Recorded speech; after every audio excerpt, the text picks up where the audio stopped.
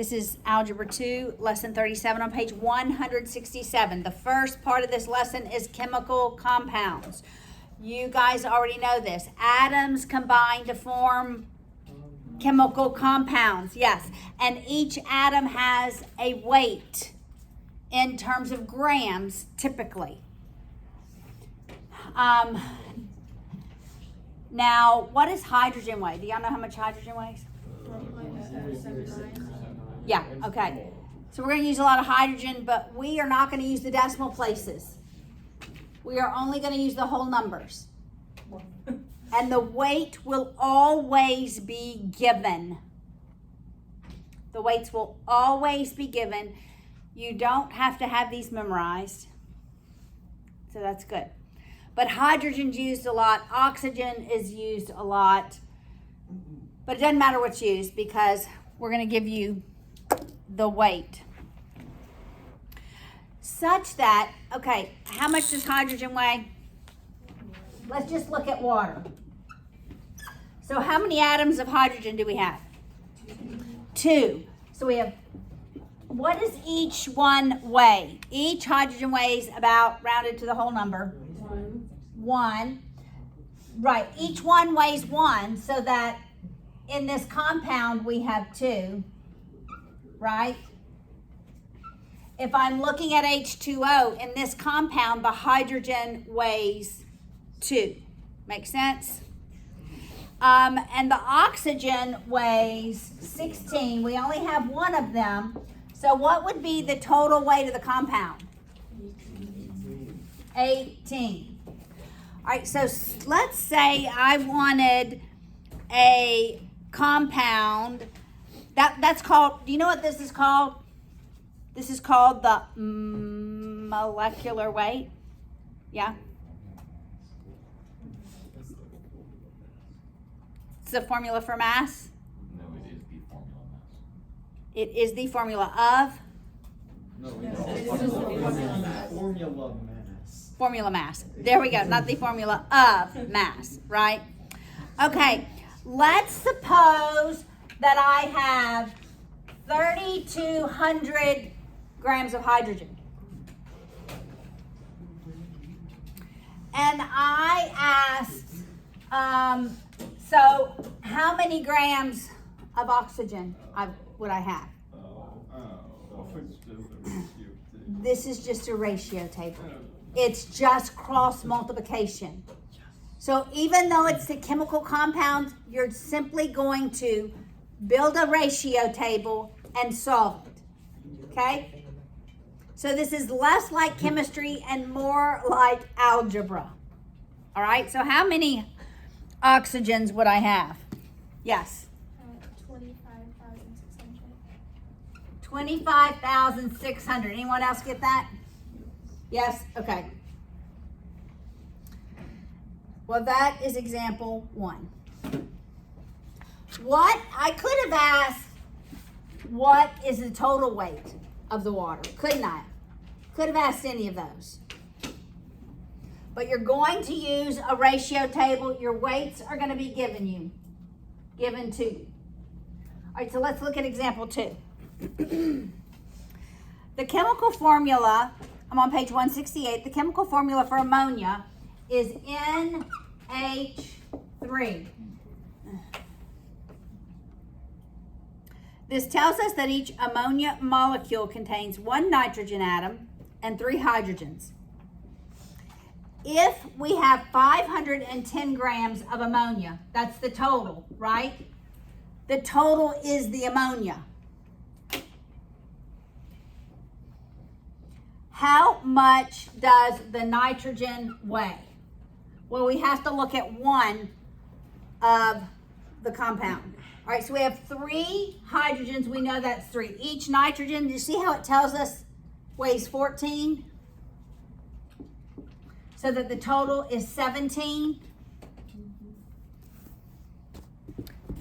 So we just use this ratio table to write a proportion, 2 ratios with an equal sign in the middle.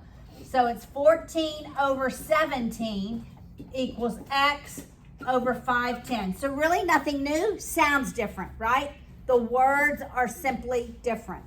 When we cross multiply, what's 14 times 510?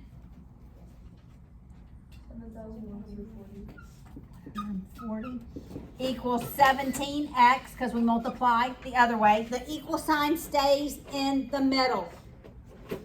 Then you divide both sides by 17. How much does the nitrogen weigh? You could have made x in. What is it? 20 grams. How many? 420. I couldn't make out the numbers you were saying. 420. All right. Does this make sense so far? Right? Nothing new, just the word problems are different. It feels new because it's a higher level concept. It's a chemistry concept that we use algebra for. All right, 37.3. The formula for ammonium chloride is NH4Cl. This means that in one molecule of ammonium chloride, there's 1 atom of nitrogen, 4 atoms of hydrogen, and 1 atom of chlorine. How many grams of chlorine? That's what I'm solving for. I'm going to write X. Are there in 1,060 grams of the ammonium chloride? All right, we know nitrogen weighs 14, hydrogen weighs 1, but we have 4 of the atoms, and the chlorine weighs 35. What's that total? 8 and 5 is 8 and 5 is carry your 1, and it's 53, right? Here, in fact, is our proportion. All right, we have 53 times X equals, what's 35 times 1060?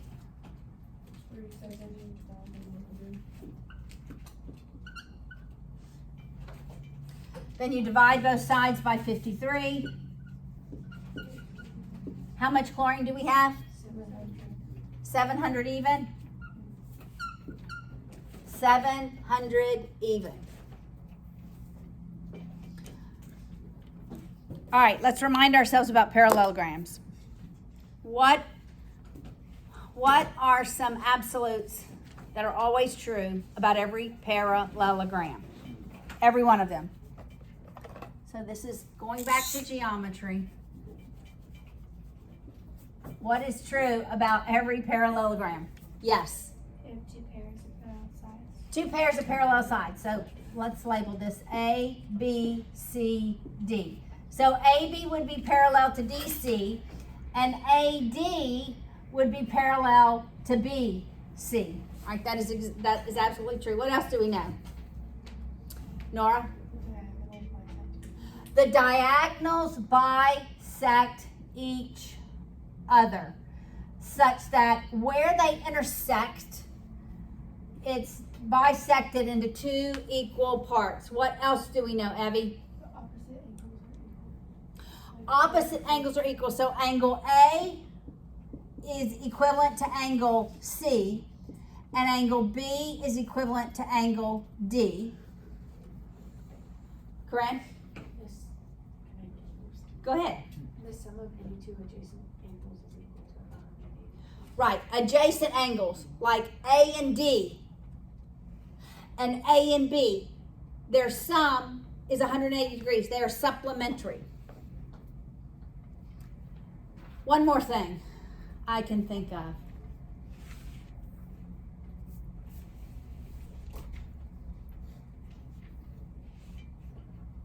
Anyone remember? Nathaniel, are you thinking with us about parallelograms? Yes. I want you to think with us about parallelograms. What, Dylan? The sum of the adjacent angles is 180. Yes, we just said that. The sum of the adjacent angles is 180. Therese? Are the opposite sides equal? Opposite sides are equal. AB is the exact same length as DC. And AD is the exact same length as BC. All right, so look at example 37.4. we have this parallelogram. Let's solve for the values. All right, what would be an equation? I'm not going to draw it, 37.4. What would be an equation I could write to solve for x and y, or equations, plural? What do you think, Jake?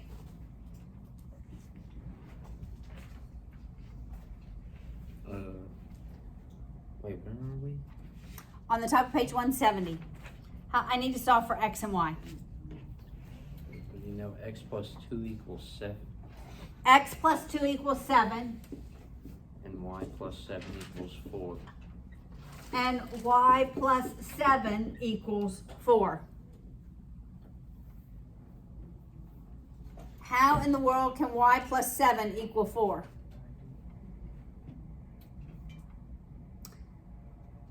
Can y equal -3? It can. Y can equal -3 because that means that side is 1. No, that side is 4 and the other side is 4. Make sense? So what's the value of x? 5. That's correct. All right, what about 37.5? How am I going to solve for these angles? I have some x's and y's. Ashley. I have a question. Yes, go ahead. Could you go over again how we know y can equal -3? Okay, because if I subtract 7, Oh, is it just the equation? Okay, yeah. yes. Sorry. Because those diagonals are bisected. Hannah. Did you already solve for the angles? That's what well, we know something about the angles in 37.5, but we have variables in the measure of the angles. So what would be some equations that you would write? What would be one? I was talking about 37.4. Oh, 37.4 asks for the measure of A and C.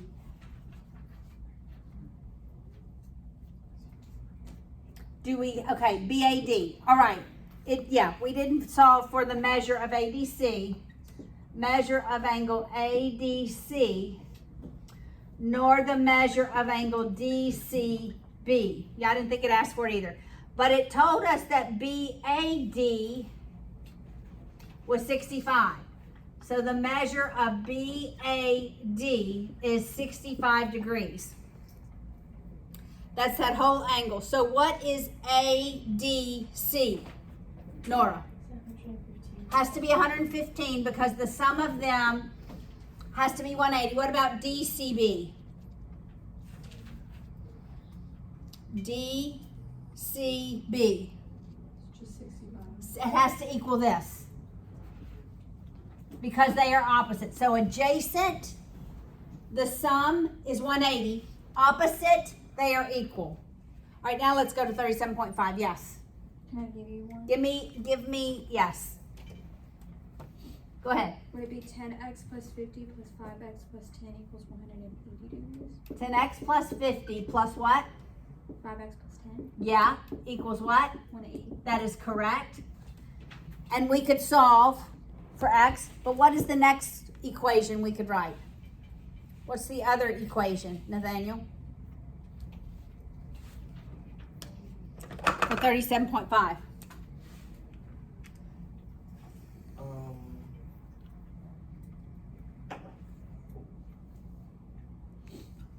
10x plus 50. Oh, wait, no, that's already we already did That would be correct. I would start it out that way. that. Is equal to y plus 10. Yeah. But we're going to use this first equation to solve for x, and then we can come and solve for y. So let's combine our like terms. We end up with 15x plus 60 equals 180. Subtract the 60 from both sides, and you end up with 15x is 120. When you divide by 15, what's the value of x? 8. So you plug 8 in for x in this equation and solve for y, and you can solve for the value of every angle.